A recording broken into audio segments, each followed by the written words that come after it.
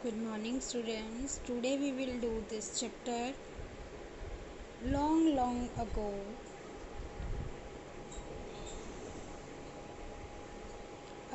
lived a ill-tempered king.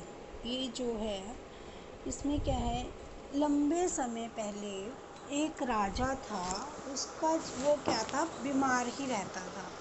He is always angry with his servant, commander and minister. वह अपने नौकरों के साथ, कमांडर और अपने मंत्री के साथ हमेशा नाराज ही रहता था. He used to take hasty decision in his angry mood. वह अपने गुस्से वाले मूड से, यानी कि हमेशा क्रोधित ही रहता था, ठीक है ना, अपना आपा खो देता था, टेम्पर्ड था वो. ही यूज टू टेक, वह क्या था, एक ऐसे निर्णय लेता था जो कि उसको नुकसान पहुंचाते थे. That had always harm matter, और हमेशा उसको नुकसान होता था उन निर्णयों से, उन फैसलों से. इवन हिज क्वीन, इवन तक, यहाँ तक कि उसकी जो रानी थी वो भी उसके गुस्से को सहन नहीं कर सकी और वो कहाँ चली गई, पेरेंट्स के घर चली गई. There was a beautiful lake near the palace. उसके महल के नज़दीक एक सुंदर झील थी. It was surrounding by a garden. वहाँ पर चारों ओर क्या था, एक गार्डन था, एक बाग था. The hard working Gardner's, hard working जो थे, जो मेहनती माली थे, वो गार्डन की देखभाल करते थे. और वहाँ पर क्या था, लोटस और लिली के फूल खिले हुए थे. The garden swing like that lake. Golden, जो सुनहरी हंस थे, वो उस लेक को बहुत पसंद करते थे. And use to give the king their golden feathers. और वहाँ पर राजा को अपने पंख देने आते थे और वहाँ पर डेली आते थे. वन डे अ क्रेन, एक बार एक crane came to the lake and said to the swans. वहाँ पर लेक पर कौन आई, क्रेन आई, और उसने हंसों को कहा, I want to live here, मैं यहाँ रहना चाहती हूँ. I also have golden feather, मेरे भी क्या हैं, गोल्डन फीदर्स हैं, मेरे भी गोल्डन पंख हैं, सुनहरी पंख हैं. द स्वैन सेड, हंस ने क्या कहा, you may have golden feather but you are not a swan. तुम्हारे सुनहरी पंख होंगे, हैं, लेकिन तुम हंस नहीं हो. Hearing this the crane became very angry. उसको, क्रेन को बहुत गुस्सा आया.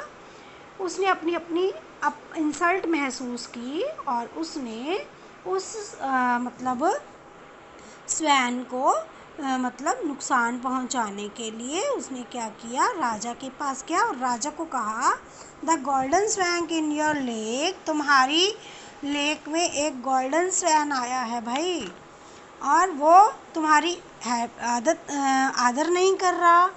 दे आर प्राउड, वह गर्व कर रहे हैं, और वे तुम्हें नफरत करते हैं. दे टोल्ड मी, उन्होंने मुझे कहा, you look like a clown, तुम एक हंस की तरह दिखते हो. They also told me that you just ओबे देयर ऑर्डर, कि तुम उनके आज्ञा को मानते हो. दो the golden crane told the king all lies, लेकिन जो गोल्डन क्रेन थी उसने ऐसा कुछ नहीं कहा था. उसने क्या है, जाकर उसको सारा झूठ बोला था. बट द इल टेम्पर्ड, जो वो बीमार राजा था, वो अपने गुस्से को कंट्रोल नहीं कर सका और उसने अपने सैनिकों को ऑर्डर किया, आदेश दिया कि गोल्डन स्वैन, यानी कि गोल्डन स्वैन्स को क्या कर दो, उसको जाकर मार दो.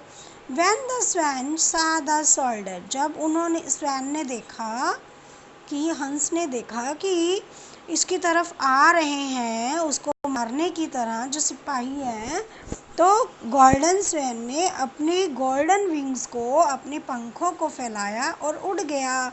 Thus the king became a loser, तो वो हारा हुआ व्यक्ति माना गया. कौन, राजा. द अबव स्टोरी, ये पूरी स्टोरी हमें बताती है साफ साफ, how anger can harm both you and other, कि एंगर जो है वो हमारे लिए, तुम्हारे लिए और दूसरों के लिए किस तरह से हार्मफुल है, यानी कि नुकसानदायक है। Try to control your anger, इसलिए हमें अपने गुस्से पर काबू करना चाहिए। As much as you can, जितना तुम कर सकते हो। इट इज़ नॉट पॉसिबल, यह संभव नहीं है।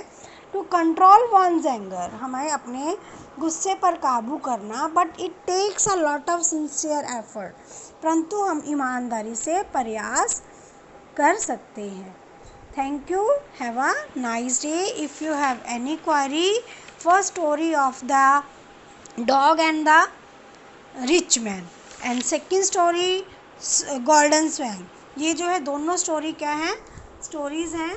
अगर आपको इस स्टोरी को में कुछ भी प्रॉब्लम आती है, please ask from me today, complete your chapter also. Thank you बेटा।